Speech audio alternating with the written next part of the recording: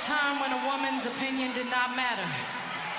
If you were black, white, Mexican, Asian, Muslim, educated, poor, or rich. If you were a woman, it did not matter. Less than 100 years ago, women did not have the right to vote. Look how far we've come from having no voice to being on the brink of making history. Again, by electing the first woman president. Yes. But we have to vote.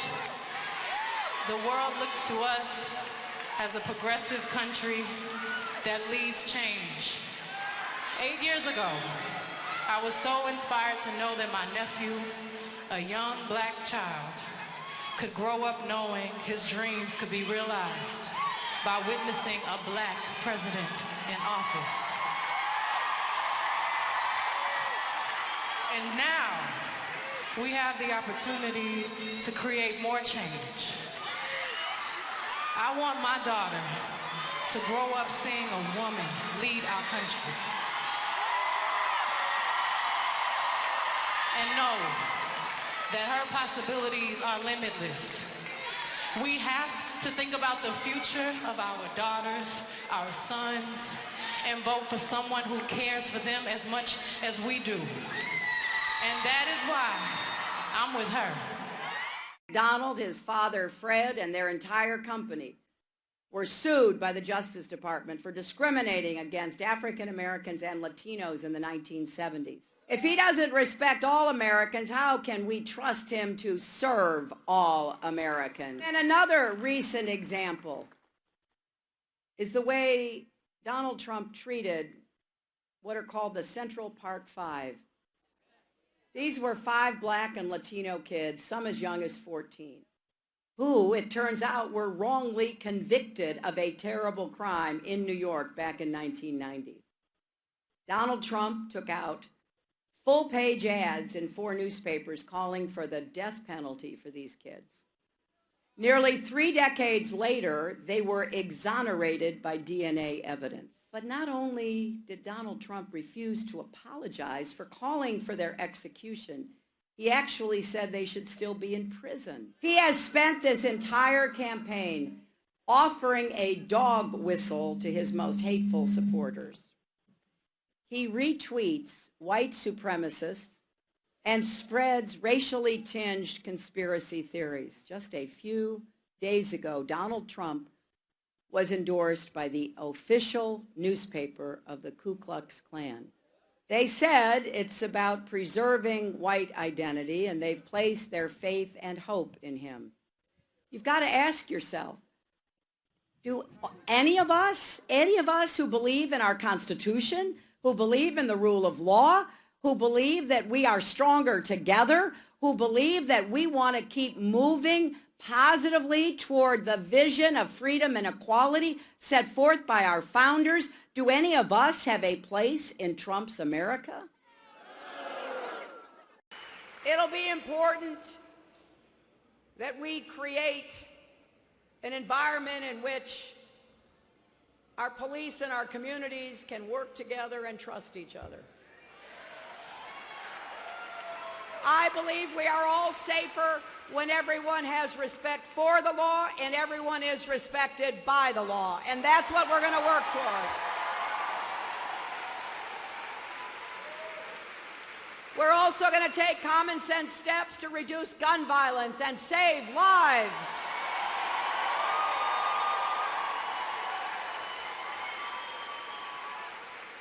This has nothing to do with the scare tactics coming from my opponent. Have you seen he's starting to wear a camo hat now? Really?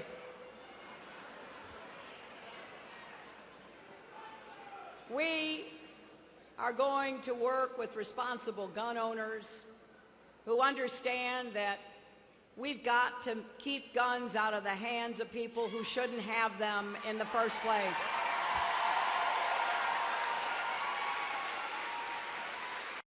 Imagine what it would mean for our economy to have someone who built his career exploiting workers, stiffing small businesses. He personally signed a contract with a union-busting firm to keep workers at one of his hotels from being able to organize and bargain collectively. And we know, and the steel workers sure know, he chose to build two of his buildings with Chinese steel and aluminum instead of supporting America's steel industry and American steel workers.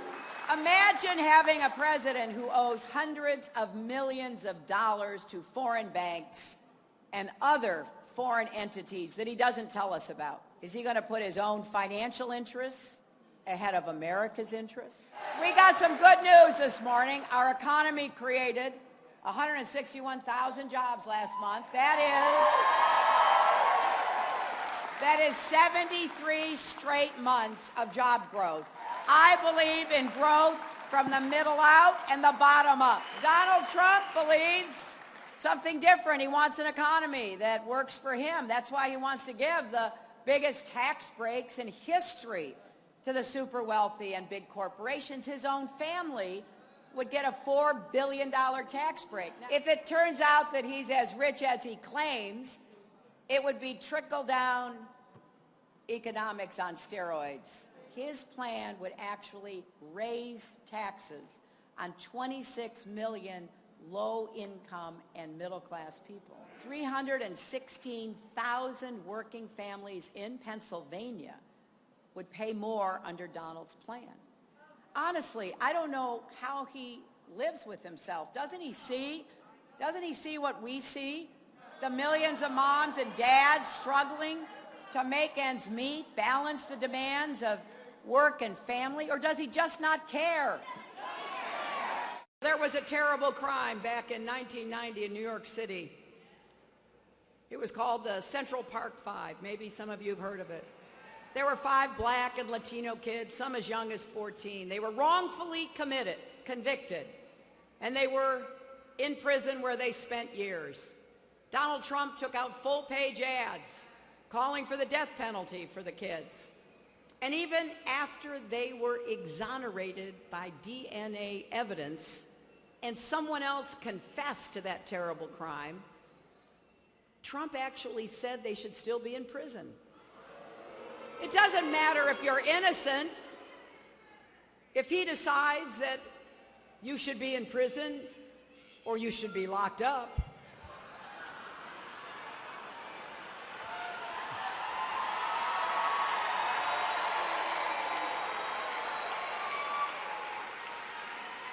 no wonder he admires Vladimir Putin, because that's exactly what Putin does to his people. I'm supporting Hillary Clinton for President of the United States because I want to make sure that we have a good future for our children. My daughter is very important to me, and I want to make sure that our country is taken care of to ensure that she's going to have a good future. It's important that she wins so that our children do have a future. Donald Trump is uniquely unqualified to be president. He is temperamentally unfit to be commander-in-chief. Listen, if you want to keep our military the greatest fighting force that the world has ever known, if you want America to stay strong and respected, then we can't have a commander-in-chief who suggests that it's okay to torture people, that suggests that we should ban entire religions from our country. We can't afford a commander-in-chief who insults POWs or attacks. No, wait. Hold up. Hey,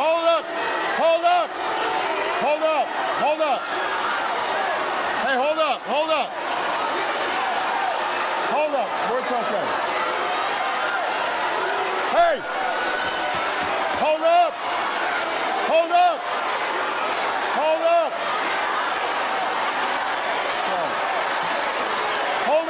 Hold up. Hey, listen.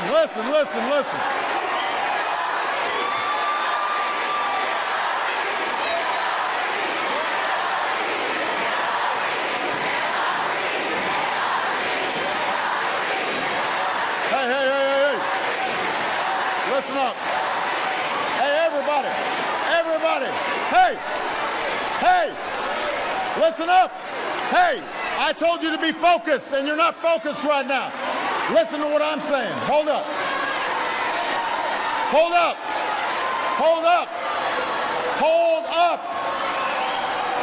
Everybody sit down and be quiet for a second. Everybody sit down and be quiet for a second. Now listen up. I'm serious. Listen up. You've got an older gentleman who is supporting his candidate. He's not doing nothing. You don't have to worry about him. You should. This is what I mean about folks not being focused. First of all, hold up. Hold up. First of all, we live in a country that respects free speech. So, second of all, it looks like maybe he might have served in our military, and we got to respect that. Third of all, he was elderly, and we got to respect our elders. And fourth of all, don't boo. Boo. Don't boo. Boo. Come on. Now, I want you to pay attention. Because if we lose focus, we could have problems. This is part of what's happened here during this election season. We just get stirred up for all kinds of reasons that are unnecessary.